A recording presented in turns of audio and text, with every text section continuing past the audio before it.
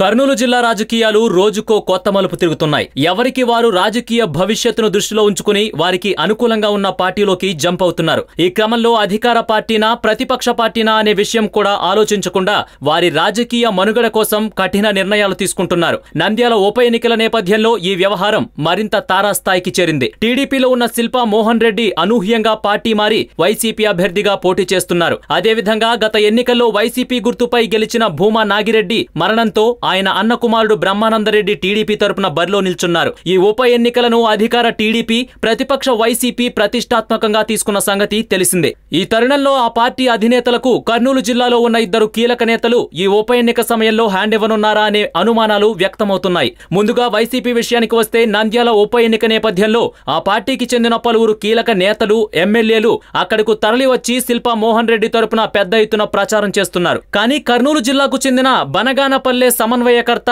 కాటసాని రామిరెడ్డి మాత్రం ఈ ప్రచారంలో కనబడడం లేదు. ఇక టీడీపీ విషయానికి వస్తే టీడీపీ అభ్యర్థి బ్రహ్మానందరెడ్డి తరపున ప్రచారం చేసేందుకు పలువురు ఎమ్మెల్యేలతో పాటు ఏకంగా మంత్రులు సైతం నంద్యాలలో పాగా వేశారు. కానీ ఈ గ్రూప్ లో కర్నూలు జిల్లా టీడీపీ అధ్యక్షులు ఎమ్మెల్సీ శిల్పా చక్రపాణి రెడ్డి మాత్రం కనిపించడం లేదు. ఇక టీడీపీ అభ్యర్థి భూమా బ్రహ్మానందరెడ్డికి వైసీపీ నేత కాటసాని రామిరెడ్డి స్వయానా మామ అవుతారు. ఈ నేపథ్యంలో వీరిద్దరూ సొంత వారిని ఓడించుకోకూడదనే ఉద్దేశంతో వారి అధినేతలకు షాక్ ఇవ్వనున్నారా అనే అనుమానాలు కర్నూలు రాజకీయాల్లో వ్యక్తమవుతున్నాయి.